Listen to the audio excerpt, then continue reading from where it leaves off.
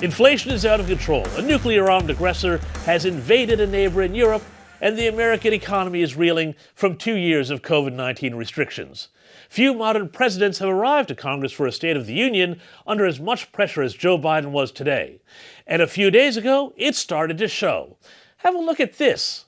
Here's Joe Biden making the act of walking on a manicured lawn look more challenging than advanced calculus. Now, at the start, it seemed like it was a more alert and stronger and aggressive Joe Biden stepping up to the lectern in Congress today. And his first target was Russia, who was taking the task for invading Ukraine. Together, along with our allies, we are right now enforcing powerful economic sanctions.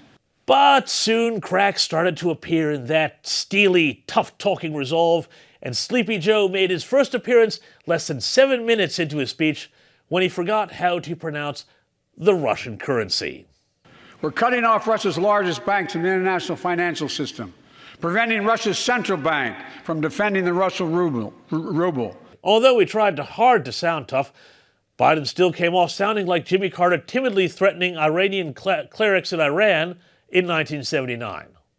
Tonight, I say to the Russian oligarchs and the corrupt leaders who bilked billions of dollars off this violent regime, no more.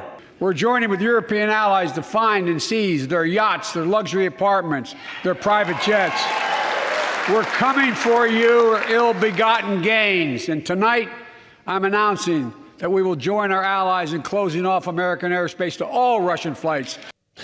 Serious stuff. But then Joe managed to forget which country Russia had invaded. Putin may circle Kyiv with tanks, but he'll never gain the hearts and souls of the Iranian people. Whoops.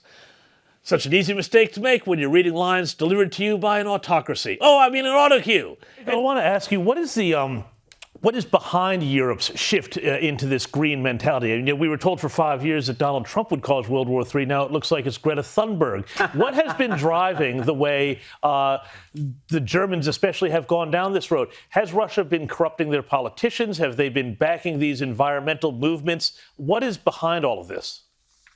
Yeah, well, thanks for asking. I forgot to mention the fact. It's amazing. So the Secretary General of NATO in 2014 said that they had intelligence that Russians were funding anti-fracking operations, including climate activists fighting fracking. I actually looked at it when I was writing Apocalypse Never in 2019, and I thought, it's just such a detail, and there was so much other conflicts of interest I was discovering.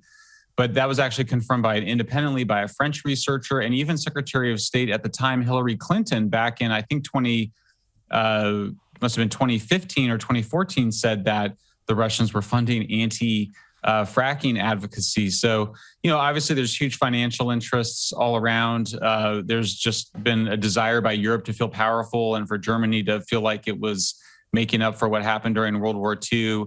It's as much a spiritual quest as it is a money grab, as far as I can tell. But I think the what we're seeing with the impacts of fracking now quite dramatically, I think it has raised more interest in what role the Russians played in financing climate activists. I'm sorry for anybody who feels that was an indication of segregation.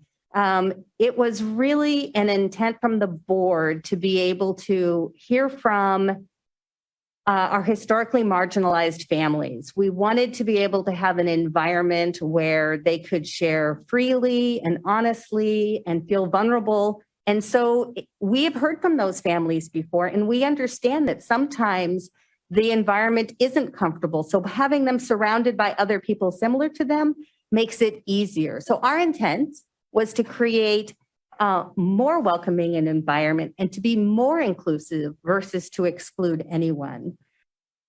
No. You mentioned Orwell. Exclusion is inclusion. Segregation is inclusion. And the road to harmony and unity and racial peace and justice is not only segregation, but if you listened and you read between the lines there, what they were talking about is, and let us encourage people to go off into their own corners and pick over the scabs of racism. And right now around America, people are now paying $5-6 a gallon for gas. I saw one gas station owner, he said that he had to remove 6 times a day anti-Joe Biden stickers that were being placed on the pump by the price. People are furious. This was the number one issue that I was hearing about when I was in the States 2 months ago. Now it must be absolutely just off the charts anger. Biden has got to do something. Number one, why isn't he not restarting the Keystone Pipeline? That's the first thing that they should have done. It's going to take too long, apparently. Oh, apparently it's going to take too long. 2050 is not too... Yeah, and the latest out of Ukraine is not great. Russian forces are pushing in on Mariupol in the southeast of the country, which is down towards that Black Sea coast, which creates that land bridge to hook up with Crimea. Now, there's so much to say about this, and it's certainly true that Putin has absolutely pulled the wrong rein on this one. He miscalculated badly when he thought the West wouldn't stand up to it. But the West now needs to think about what are the next steps? What is the end game out of this? Because all I'm seeing right now is escalation, virtue signaling, and scarily the sort of virtue signaling that could wind up leading us into some sort of World War III situation. You know, you're talking about, you've got 74% of Americans now want the U.S. and NATO to enforce a no-fly zone over Ukraine. I don't think they know what that means. No, but it is. Because they've heard it, and it sounds. It sounds because right. they think that this is, Iraq again, and you can just, we'll just, make Iraq a no-fly zone, and not realizing Saddam Hussein and Vladimir Putin are very different people. I don't buy the madman theory about Putin. I think that he knows exactly what he's doing. He's a gambler. He's calculating strategically. But at the same time, I also do not buy this war fever that is being pushed by much of the left in the U.S., much of the media, and certain elements of the right, who are sort of the discredited neocon brigade, who are just looking for another conflict here.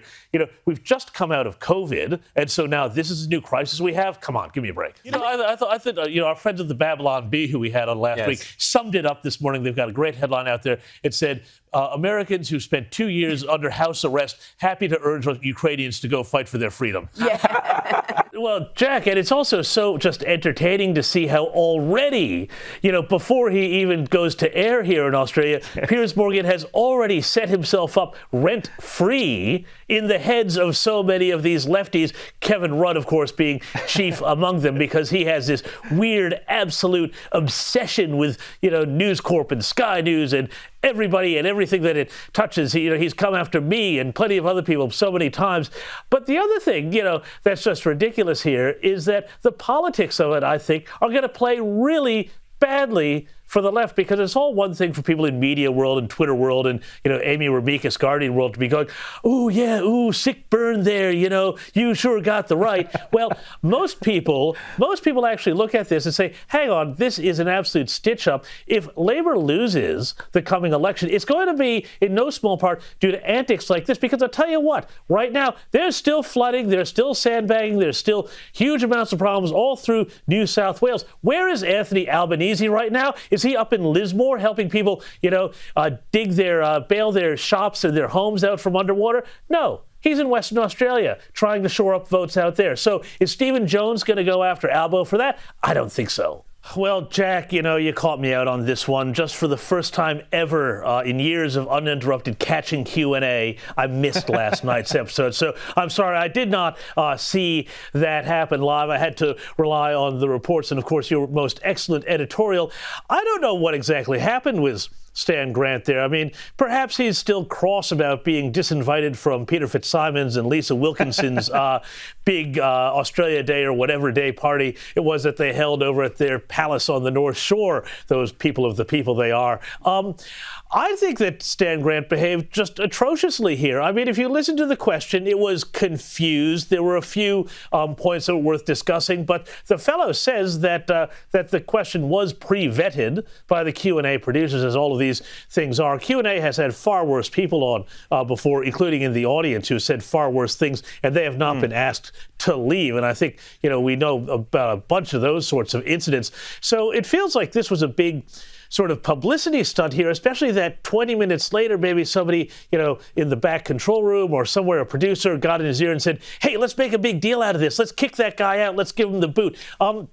I think that with this whole Ukrainian and Russian situation, obviously, Vladimir Putin is the bad guy here, the aggressor. There's no question about that what's happening here is evil and atrocious. But Does that mean that we can't have a discussion about the way it's covered, about the different narratives that each side have on that? Well, I reject that completely. I think that if we're going to respond intelligently to Vladimir Putin's aggression, then we need to be able to discuss it as well. So you've written this book, Putin's Playbook. He is obviously executing a big play in Ukraine right now. Now, two questions for you. Number one, did he miscalculate how hard or easy it was going to be to decapitate the government in Ukraine? And if we've got this playbook and we have an idea of what he's thinking now, what are his next moves? So yes, James, I believe he miscalculated the Ukrainians' people will to fight. And yes, with Putin being a former KGB officer, this is an intelligence failure.